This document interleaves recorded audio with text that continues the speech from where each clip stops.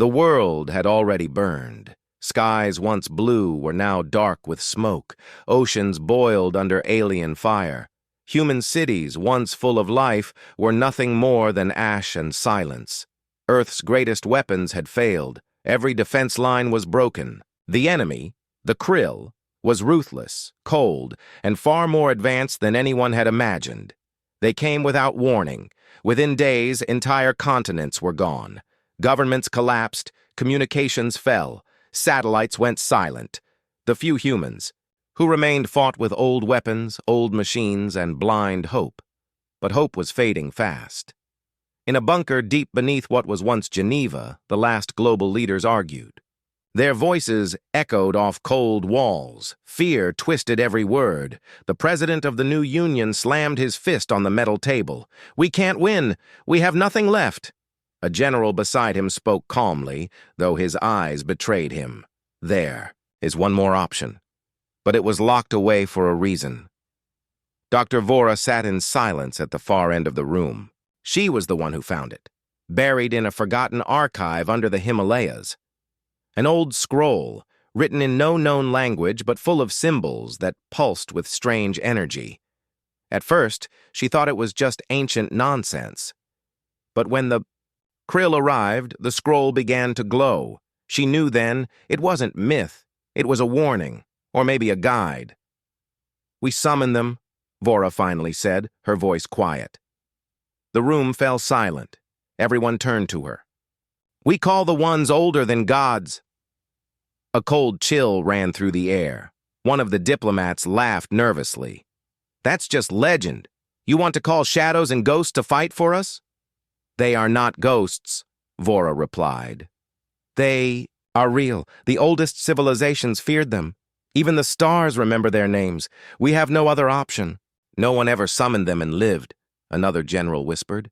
"They are cursed. They bring death." Vora stood. "The Krill already bring death. We've lost everything. If we die anyway, shouldn't we at least try?" Outside, the earth trembled. The Krill warships hovered above the ruined cities like vultures. They were getting closer. Time was running out. The council finally agreed. High in the Alps, under a blood-red moon, Vora and her small team prepared the ritual. They stood in a stone circle older than any human nation. The scroll lay in the center, glowing with dark blue light. Vora read the words aloud. They echoed, like whispers in the wind, though no one else spoke. The wind died. The sky darkened further, even though it was already night. Then, the ground began to shake. All around them, shadows deepened. It was as if the light itself was afraid. The stars above blinked out one by one. A sound filled the air, not a scream, not a roar, something deeper, a feeling more than a noise. Fear itself had found a voice. And then, they came. They didn't walk, they didn't fly. They simply appeared, tall, thin figures made of shifting smoke and shadow. They had no faces, no eyes, but everyone there felt them looking. The cold they brought made breath turn to ice. One soldier tried to raise his weapon, but his hand froze mid-air. The being didn't touch him. It didn't need to. The lead shadow stepped forward.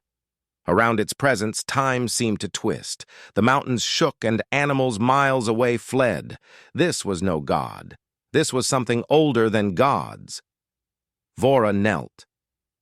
"We are broken," she said softly. "Our enemy is cruel. Our people are dying. Help us, please." The being said nothing, but the shadows around it pulsed like a heart. It turned its head toward the sky, toward the Krill warships above. Then it moved. In a blink, it vanished. The others followed. A second later, the warships high above began to fall from the sky, one by one, without a sound. No explosions, just failure. Everyone watched in horror and awe. The beings had heard. Vora stood, shaking. The ritual had worked. But at what cost?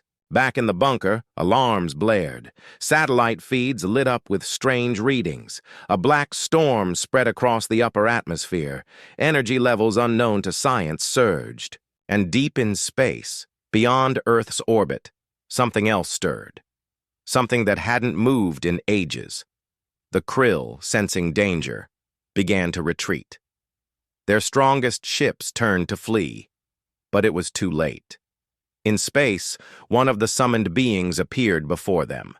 It did not move. It simply existed, and around it, the laws of reality began to fall apart. Back on Earth, Dr. Vora stared at the empty sky. "We called them," she whispered. "Now, we pray they leave us alive."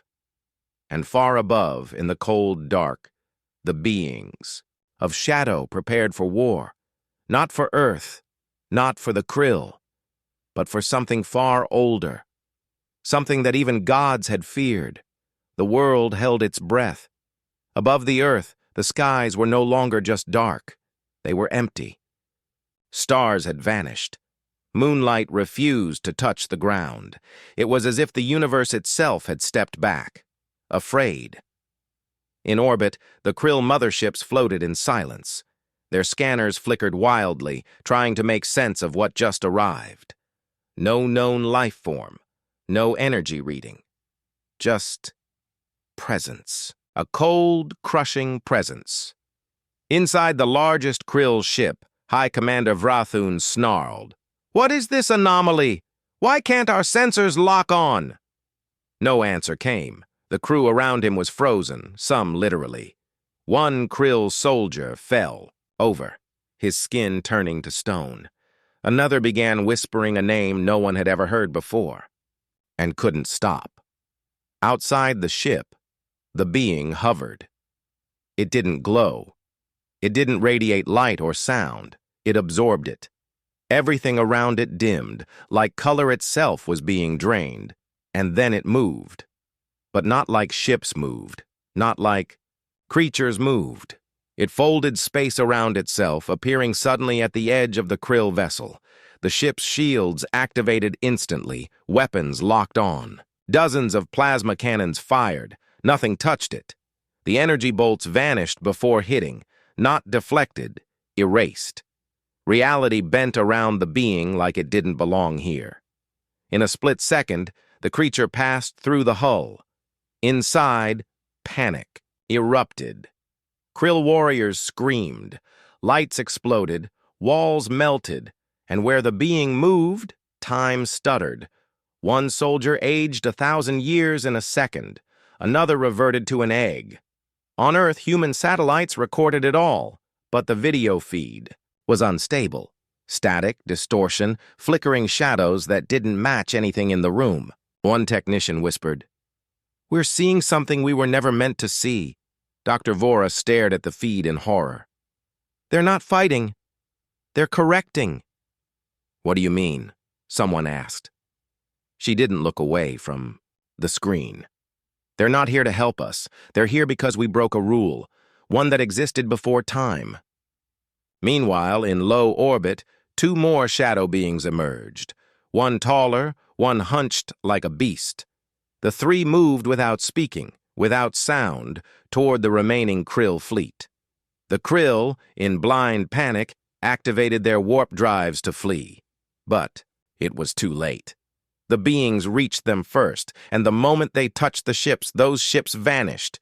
Not destroyed, not exploded, erased, as if they never existed. And then, a fourth being arrived. This one was different. Larger, slower, and in its wake, stars began to die. Literally. The light from far suns went out. Telescopes across the solar system picked it up. Stars across the galaxy were blinking out of existence. One by one, as this fourth being approached, and back in the bunker, the screen went black. Every system failed. Lights died. The room was silent. Then, words appeared on every screen, in every language, at the same time. "We have heard your summons.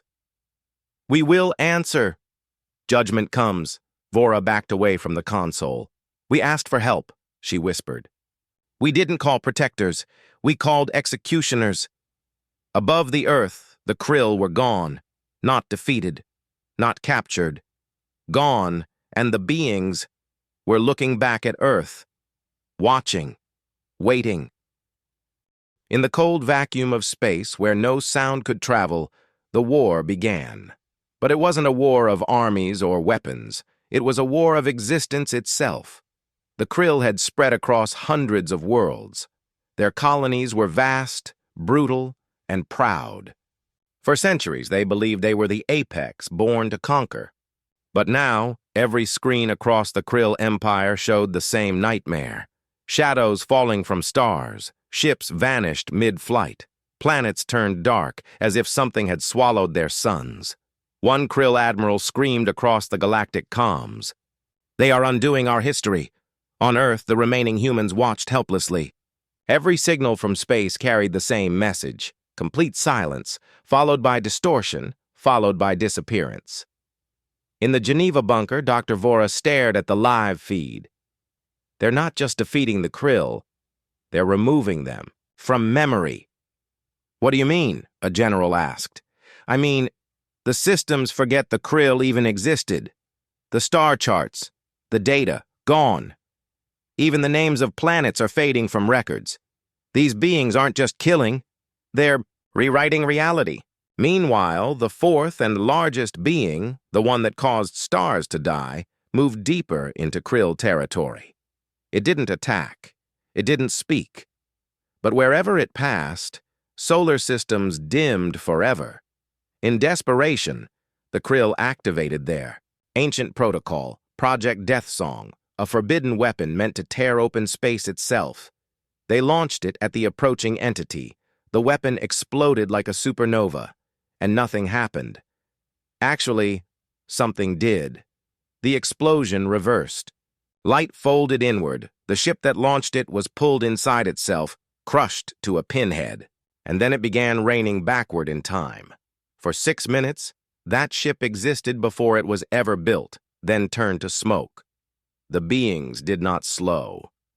Across their crumbling empire, krill priests whispered old legends, stories they thought were myths. The Shadowborn, they called them. Those who watch, the ones even the gods sealed away. One by one, krill outposts went dark, not from attack, from unbeing. Back on Earth, humanity was silent. They had begged for a miracle. They got a cosmic reset. Vora finally spoke. "I don't think they care about us, or the krill. They respond to imbalance, chaos, violence.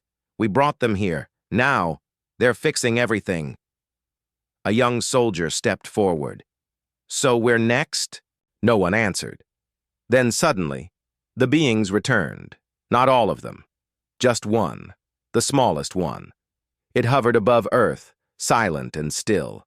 Satellites cracked, clocks stopped. And then, without a sound, it began to descend. Not with violence, but with purpose. The sky above the Atlantic opened like a mirror breaking, and the being moved through it, all weapons turned toward it. But Vora shouted, "Stand down! If we attack, we're dead!" The being hovered above the sea. Then it did something no one expected. It raised a single arm and pointed, not at a city, not at a nation, at the moon. Moments later, the moon began to tremble. Craters shifted. Old machines, abandoned probes, long-dead rovers rose into the air and shattered. Symbols appeared across the surface, glowing faint blue, and then a new message appeared on every screen. Before you, there were others. They failed. Now it is your turn. All over the world, people stared at the sky. The moon had changed. Lines of glowing blue now ran across its surface, like veins. Craters shifted positions. Satellite images revealed something buried under the dust, a massive structure, perfectly circular, older than Earth's continents. And at its center, a vault had opened. Inside the Geneva bunker, chaos turned to silence. Even world leaders were afraid to speak. It wasn't war anymore. It was something beyond comprehension. Dr. Vora stood in front of the main screen. "The beings didn't destroy us," she said slowly. "They want us to go there, to see what came before."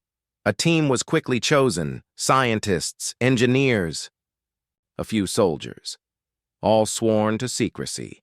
They boarded the last functional shuttle left on Earth. Destination, the moon vault. As they landed, the ground beneath the ship hummed, not from engines or movement, but something deeper. Like the surface itself was alive and listening. The vault door was over 100 meters tall. It wasn't made of metal. It felt like stone, but shimmered like water under sunlight. Strange symbols pulsed across it. Some matched what was on the ancient scroll Vora had found. The team entered. Inside, the air was cold. Not vacuum, but cold, like forgotten time. The walls were covered in carvings, thousands of them, images of galaxies being born and dying, creatures with wings of fire, beings of light and shadow fighting in the void. And then, images of a world like Earth, but not Earth. It was similar, until it burned. One scientist touched the wall. A shock of light passed through him, and suddenly, everyone saw the same vision. A race of beings, tall and proud, building empires across stars. They worshipped science, ignored warnings, created weapons that bent time. They awakened something. The shadows came. The ones older than gods, the ones that watch. And when judgment came, the proud race begged for mercy. None came. Their planet was wiped, not destroyed, forgotten. The vision faded. The scientist collapsed. Heart stopped, brain intact, but eyes wide open in endless terror. The vault had shown him too much. Further in, the team found the trial chamber. In the center was a device, part machine, part living. It pulsed like a heartbeat. Nearby, words were carved into the floor, glowing faintly. "This is not your salvation. This is your test. Pass, or be erased." Vora stared at it. "They've done this before," she said. "To others, maybe thousands of times."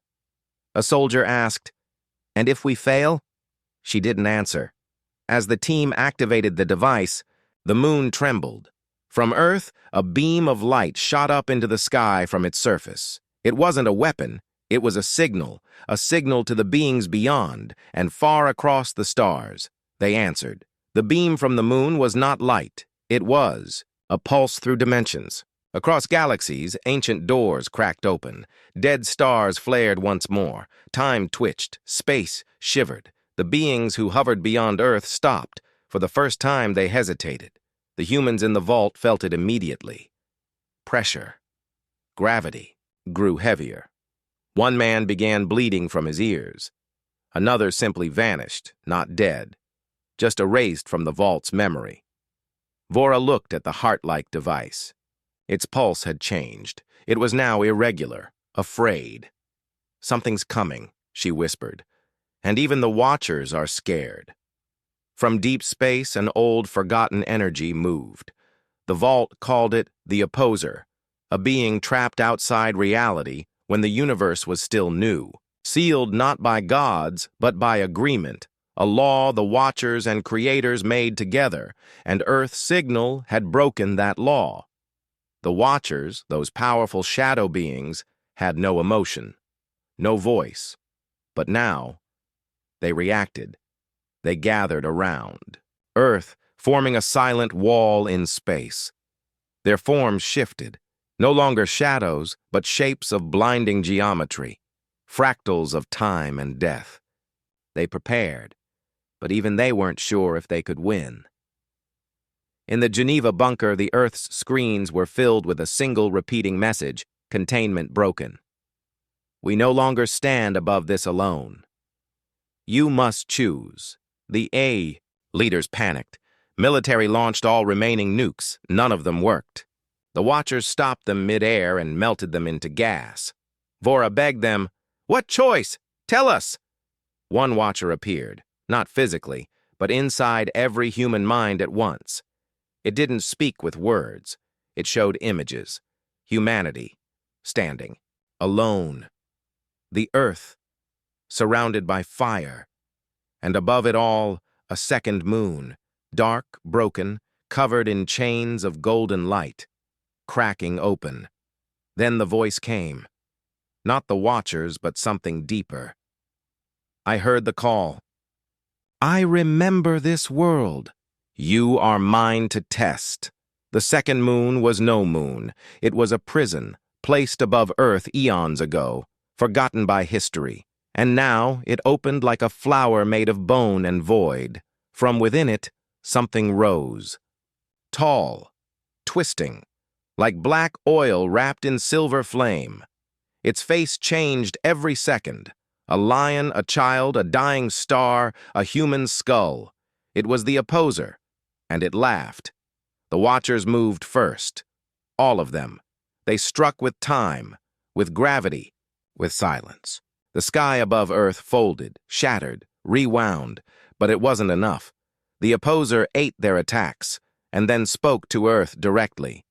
You were given Watchers, not saviors. You begged to be saved. Now you will be judged. One planet, one race, one chance. Humanity was given a choice, not of war or surrender, but of evolution. They could stay human, or accept the trial, change forever, gain the power to face this God thing, but lose everything that made them who they were. Dr. Vora stood up. If we stay the same, we die. If we change, we may become monsters. The team on the moon stood by the heart device. It began to glow again, and Earth had to decide. The choice echoed across Earth: evolve or vanish. The heart-like device on the moon pulsed with unbearable power. It offered more than strength. It offered transformation of body, mind, even time. But it came with a price. What makes you? Human will be burned away. Dr. Vora stepped forward. We started this. Now we finish it. She and half the moon team touched the device. Their bodies glowed. Their eyes turned silver. Their minds expanded in an instant. They saw all of history at once. They saw Earth not as a planet, but as a seed, planted long ago by forces no one remembered. But not all accepted the change. Back on Earth, fear spread fast. Some believed it was a trap. Others called it a betrayal. Armies divided. Cities fought. Riots burned. A new faction rose, the Purists. They broadcast a message to the world. We are human. We stay human. No God, no alien, no monster will rewrite us. The first civil war of the post-apocalypse began. Not for land, not for power, but for identity. Meanwhile, the opposer descended. It didn't move fast. It didn't have to.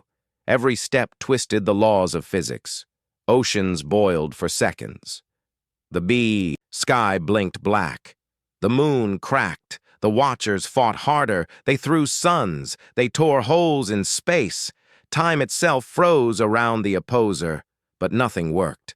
One Watcher fell, then another. And another. The humans who had evolved, Vora and her team, now had knowledge beyond science.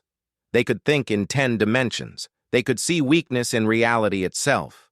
But still, they couldn't stop what was coming. Then Vora discovered something deep in the vault's core. A room of memories, not human memories. Alien ones. There were other races before humanity.